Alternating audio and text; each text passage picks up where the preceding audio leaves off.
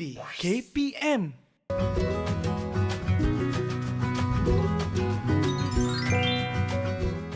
Hai murid-murid, kita berjumpa lagi untuk sambungan topik gerakan jisim.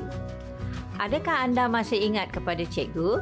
Ya, sayalah Cikgu Sanbagawali Subramaniam dari SMK Pendamaran Jaya, Pelabuhan Klang. Dah boleh ingat? Cikgu di sini sentiasa bersedia untuk membimbing murid-murid mempelajari mata pelajaran geografi. Murid-murid, mari kita imbas kembali tajuk-tajuk yang telah cikgu ajar sebelum ini. Ya, betul tu. Sebelum ini, cikgu sudah pun mengajar tajuk 8.1 konsep dan jenis gerakan jisim diikuti dengan 8.2 faktor-faktor yang mempengaruhi gerakan jisim. Selain dari itu, kita juga telah mempelajari tentang proses kesotan tanah, aliran lumpur dan tanah runtuh yang berlaku, iaitu subtopik 8.3. Nampaknya murid-murid sudah mula mengingat kembali topik-topik sebelum ini. Bagi episod kali ini, kita akan selesaikan subtopik 8.4 dan 8.5 iaitu kesan aliran lumpur dan tanah runtuh di Asia Tenggara serta langkah-langkah mengurangkan risiko berlakunya gerakan jisim. Cuba murid-murid beri perhatian kepada objektif pembelajaran kita pada hari ini. Objektif pertama ialah murid-murid akan dapat mengenal pasti dan menerangkan kesan gerakan jisim yang berlaku di sekitar Asia Tenggara. Objektif kedua ialah murid-murid akan dapat menghuraikan langkah-langkah yang diambil untuk mengurangkan kesan gerakan jisim terhadap manusia dan alam sekitar. Bagaimana? Sudahkah murid-murid bersedia untuk menjelajah topik hari ini?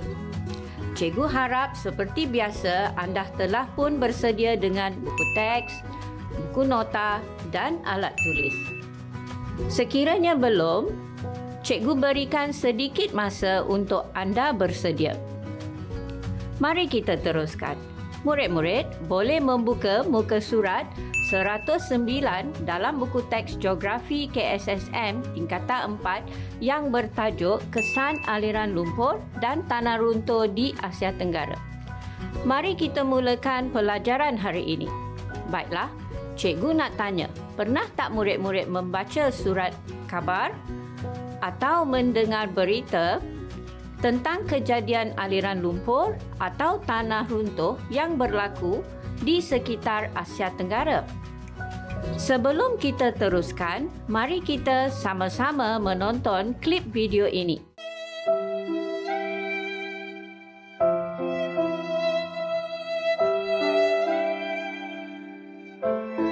Pada 5 Jun lalu, gempa bumi bermagnitud 5.9 skala Richter berpusat berdekatan Gunung Kinabalu. Cikgu rasa murid-murid pasti terkejut melihat kejadian aliran lumpur dan tanah runtuh tadi.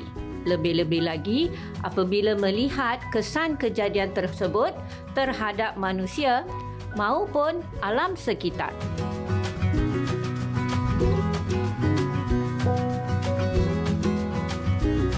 Okey murid-murid, setelah menonton video tadi, rasanya murid-murid sudah pun mendapat satu gambaran tentang pelbagai impak negatif terhadap manusia dan alam sekitar akibat gerakan jisim. Mari kita lihat dahulu di antara kesan-kesan yang berlaku terhadap manusia akibat aliran lumpur dan tanah runtuh. Ya murid-murid, antara kesan yang paling ketara berlaku ialah yang pertama, manusia kehilangan nyawa akibat gerakan jisim. Seperti yang telah kita pelajari dalam episod kita yang lalu, tanah runtuh dan aliran lumpur adalah dua gerakan jisim yang berlaku dengan sangat cepat. Kedua-dua gerakan ini juga berlaku secara tiba-tiba tanpa sebarang amaran. Tanah runtuh dan aliran lumpur yang berlaku di cerun bukit menyebabkan tanah menimbus mangsa yang kebetulan berada di sekitar kawasan kejadian. Tanah runtuh dan aliran lumpur juga akan menimbus rumah-rumah yang dibina di cerun bukit atau berhampiran dengan kaki bukit. Cuba anda lihat gambar ini. Kejadian aliran lumpur telah berlaku di sebuah perkampungan di Myanmar pada tahun 2019. Punca aliran lumpur tersebut ialah hujan lebat semasa musim monsun. Tragedi tersebut telah meragut 41 nyawa. Contoh seterusnya ialah projek pembinaan yang pesat di Bukit Antarabangsa, Ampang pada tahun 2008 yang telah mengakibatkan tragedi tanah runtuh. Kejadian ini telah mengorbankan 4 nyawa. Selain itu, 9 orang pekerja pembinaan turut terkorban apabila menjalankan projek pembinaan lebuh raya berkembar Pulau Kukus, Pulau Pinang pada tahun 2018. Mereka kehilangan nyawa apabila ditimbus tanah. Tragedi-tragedi tersebut menunjukkan bagaimana pelbagai projek pembangunan yang dilakukan oleh manusia untuk memajukan negara juga memberi pelbagai impak negatif terhadap manusia dan alam sekitar. Keadaan ini berlaku mungkin kerana kontraktor yang mengejar masa serta cuba menjimatkan kos pembinaan lalai dan kurang memberi perhatian kepada langkah-langkah keselamatan yang seharusnya diambil semasa projek pembinaan berlangsung. Kelalaian ini mendedahkan kawasan projek-projek pembinaan kepada risiko tanah runtuh dan aliran lumpur. Selain itu, fenomena alam seperti ribut membawa hujan yang lebat. Hujan lebat mempercepatkan lagi kejadian tanah runtuh serta aliran lumpur, seperti yang murid-murid lihat tadi di Myanmar. Kesan kedua ialah kemusnahan harta benda dan infrastruktur. Murid-murid, lihat gambar seterusnya. Kejadian ini berlaku di Jalan Mahameru, Kuala Lumpur pada tahun 2014. Runtuhan tanah di kawasan perumahan telah memusnahkan harta benda seperti rumah dan kenderaan. Selain itu, pelbagai infrastruktur awam seperti jalan raya turut mengalami kerosakan. Keadaan menjadi lebih rumit apabila bekalan air dan elektrik turut terputus bila ditimbus tanah atau lumpur. Kesan seterusnya ialah kemusnahan tanaman. Ya, murid-murid, tanah runtuh yang berlaku di cerun-cerun bukit boleh menyebabkan kemusnahan tanaman hawa sederhana akibat aliran lumpur dan tanah runtuh. Para petani terpaksa menanggung kerugian akibat kerosakan kepada tanaman. Contohnya, banjir lumpur di Ringlet dan Lembah Bertam, Cameron Highlands akibat penerokaan tanah haram telah memusnahkan tanaman di kawasan tersebut. Satu kejadian tanah runtuh dilaporkan berlaku di Jalan Yon Dalaman, Genting Highland Bentong pada Selasa, 5 November. Runtuhan dipercayai berlaku sesudah hujan lebat kira-kira jam 5 petang mengakibatkan laluan utama. Kesan seterusnya pula ialah kesesakan lalu lintas. Ini adalah kerana aliran lumpur yang melimpah ke atas jalan raya menyebabkan lalu lintas tergendala. Kerosakan kepada jalan raya menyebabkan jalan ditutup untuk kerja-kerja membaik pulih. Keadaan ini menyebabkan kesesakan lalu lintas yang teruk. Akhir sekali, tanah runtuh dan aliran lumpur juga akan menjejaskan aktiviti manusia. Keadaan-keadaan yang cikgu sebut di atas tadi iaitu kerosakan jalan, bekalan air dan elektrik yang terputus akan menjejaskan aktiviti manusia. Boleh tak murid-murid nyatakan di antara masalah yang bakal dihadapi? Ya, benar. Ramai yang lambat sampai ke tempat kerja. Ya, betul juga tu. Murid-murid pun akan lambat sampai ke sekolah.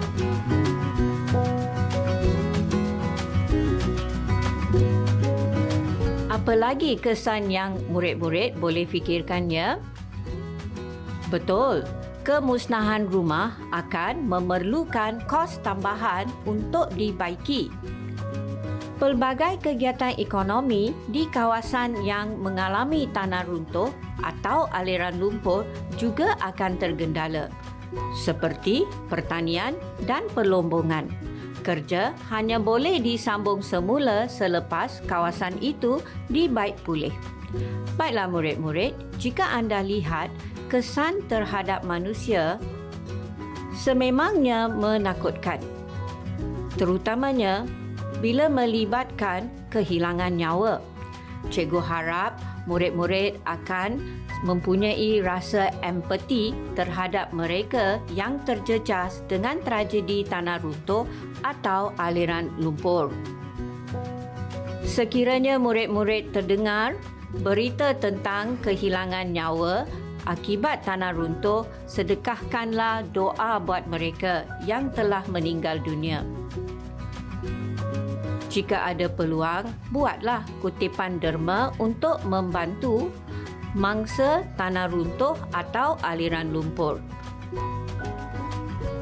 Sebagai rakyat Malaysia, kita harus sama-sama mempunyai sikap bertanggungjawab terhadap masalah yang dialami oleh penduduk lain yang tinggal di negara kita.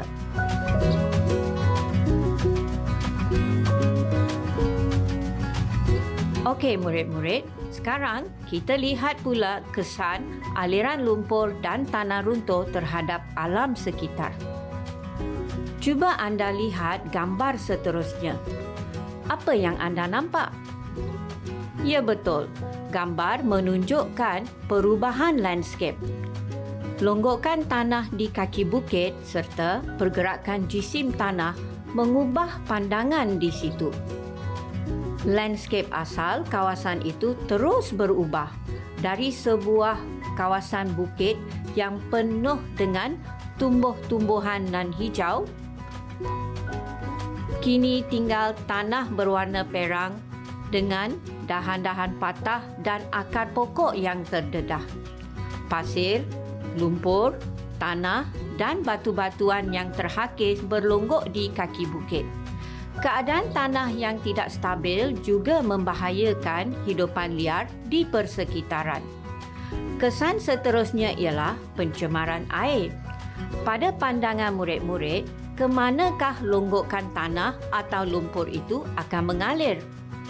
Ya murid-murid, tanah dan lumpur tersebut akan mengalir masuk ke dalam sungai.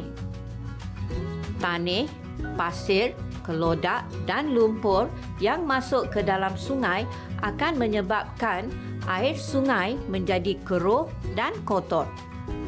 Air sungai yang tercemar akan menjejaskan hidupan akuatik seperti ikan dan udang. Satu lagi kesan yang ketara terhadap alam sekitar ialah kemusnahan habitat flora dan fauna. Jika murid-murid perhatikan imej yang cikgu paparkan, pasti murid-murid akan nampak salah satu kesan yang ketara terhadap alam sekitar ialah kemusnahan habitat flora dan fauna. Gerakan jisim yang menumbangkan pokok-pokok menyebabkan flora dan fauna kehilangan habitat. Hidupan liar di kawasan tersebut seperti monyet, ular dan burung akan kehilangan tempat tinggal. Kemusnahan habitat flora dan fauna seterusnya akan membawa kepada kepupusan flora dan fauna. Ya murid-murid, kejadian tanah runtuh dan aliran lumpur juga boleh membawa kepada kepupusan flora dan fauna. Hidupan liar yang terperangkap dalam kejadian tanah runtuh dan aliran lumpur akan tertimbus dan menyebabkan spesies tersebut terancam. Tumbuhan gunung yang unik seperti Rafflesia dan periuk kera akan turut terancam kerana tertimbus di bawah tanah runtuh dan aliran lumpur. Baiklah murid-murid, apa kata kalau cikgu menguji minda anda untuk melihat sejauh mana pemahaman murid setakat ini? Okey murid-murid, nyatakan 2 kesan terhadap manusia apabila berlaku tanah runtuh atau aliran lumpur. Betul tu murid-murid. Apabila kita menjawab soalan aras rendah, kita hanya perlu menyenaraikan jawapan, iaitu mengorbankan nyawa, memusnahkan harta benda atau infrastruktur, kemusnahan tanaman, kesesakan lalu lintas, menjejaskan aktiviti manusia. Baiklah murid-murid, mari kita teruskan dengan bahagian kedua pelajaran hari ini, iaitu langkah-langkah mengurangkan risiko berlakunya gerakan jisim. Murid-murid bolehlah merujuk kepada buku teks geografi muka surat 111. Murid-murid, kesedaran terhadap risiko tanah runtuh dan aliran lumpur akan membantu pelbagai pihak untuk mengambil langkah-langkah yang sewajarnya untuk mengurangkan kesan terhadap manusia dan alam sekitar. Kita harus mengambil berat tentang langkah-langkah mengurangkan risiko berlaku gerakan jisim supaya kita sentiasa berwaspada. Bab peribahasa, menyesal dahulu pendapatan, menyesal kemudian tidak berguna. Antara langkah yang boleh diambil ialah: pertama, menanam tanaman tutup bumi di cerun-cerun bukit. Tanaman seperti rumput dan kekacang akan membantu menstabilkan tanah di kawasan yang kekurangan tumbuhan. Selain dari itu, kita juga boleh menggalakkan para petani untuk menereskan cerun-cerun bukit untuk menjalankan kegiatan pertanian. Cuba lihat bagaimana petani di Pulau Jawa dan Filipina menereskan cerun-cerun gunung berapi untuk menanam padi. Pertanian berteres bukan sahaja membantu mengelakkan hakisan tanah, malah dapat mengurangkan risiko tanah runtuh. Satu lagi langkah pencegahan ialah pembinaan gabion. Pernah tak murid-murid melihat struktur gabion? Murid-murid boleh lihat dalam gambar yang dipaparkan. Gabion dibina dengan mengisi batuan ke dalam sangkar atau jejaring dawai untuk kawalan hakisan dan mengelakkan runtuhan ke atas jalan raya atau lebuh raya. Sungkupan plastik juga merupakan satu langkah pencegahan gerakan jisim, terutamanya di kawasan yang kurang litupan tumbuhan. Sungkupan plastik akan membantu mengelakkan kemasukan air hujan ke dalam tanah dan mengelakkan pergerakan turun tanah secara tiba-tiba. Langkah pencegahan lain yang sesuai ialah membina sistem perparitan di lereng-lereng bukit yang curam. Pembinaan sistem perparitan di lereng bukit dapat mengurangkan takungan air serta penyusupan air ke dalam tanah. Maka, risiko kejadian gerakan jisim dapat dikurangkan. Baiklah murid-murid, pernah tak murid-murid lihat cerun yang disimen di sepanjang lebuh raya? Mungkin murid-murid pernah melihat tetapi tidak tahu fungsi atau peranannya. Ya murid-murid, langkah penyimenan cerun dapat mengurangkan risiko gerakan jisim. Apabila cerun bukit disimenkan dan dibuat lubang-lubang kecil untuk aliran keluar air, cerun tersebut akan menjadi lebih stabil. Media massa juga boleh memainkan peranan dengan menyiarkan kempen kesedaran alam sekitar. Kempen-kempen kesedaran mampu menyedarkan masyarakat tentang kepentingan menguruskan cerun untuk mengurangkan kejadian gerakan jisim. Cikgu ingin mengambil kesempatan ini untuk menekankan betapa pentingnya mata pelajaran geografi. Geografi bukan saja untuk memberi ilmu tentang alam, tetapi juga memberi kesedaran tentang kepentingan memelihara dan memulihara alam sekitar dengan sempurna.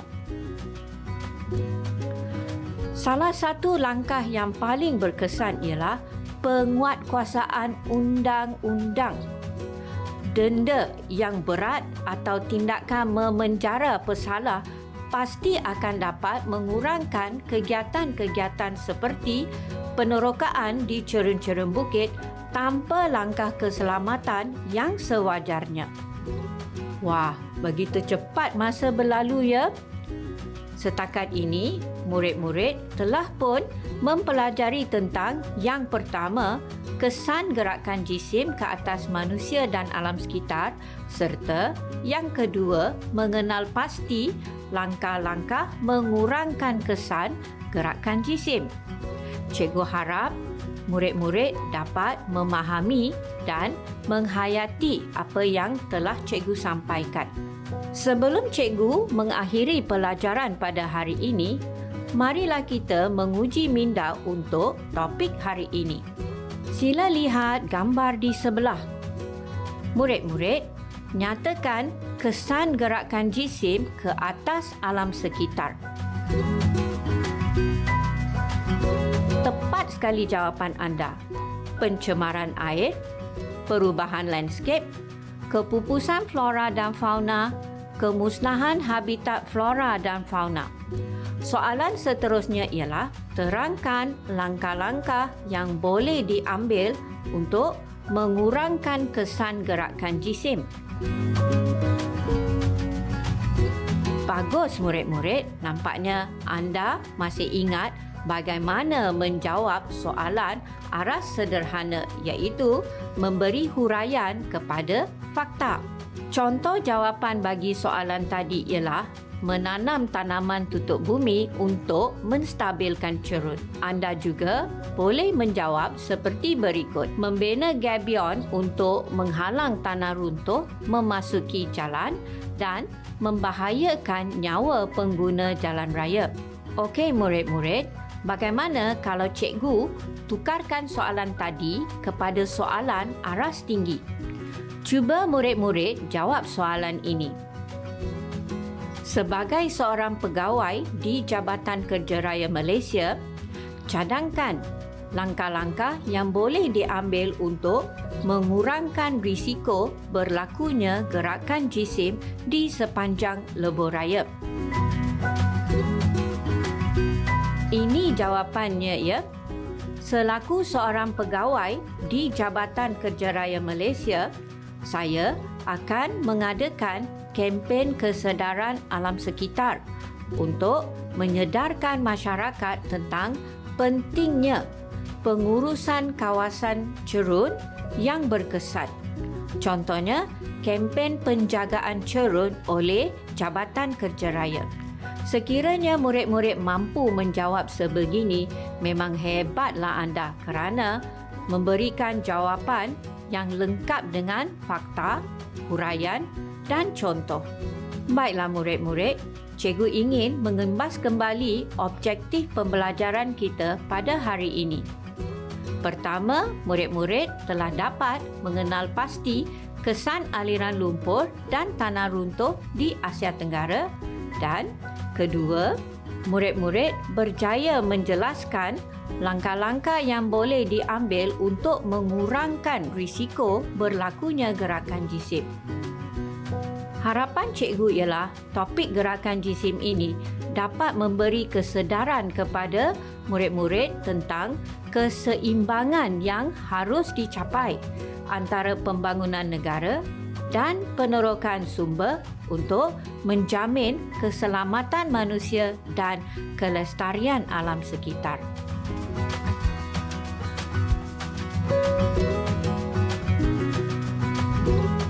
Okey murid-murid sekalian, kita sudah pun sampai ke penghujung rancangan pada hari ini.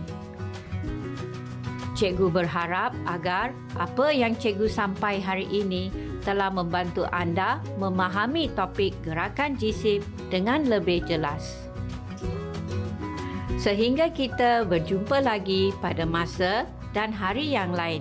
Terimalah salam sayang dari saya, Cikgu Sanba. Bye.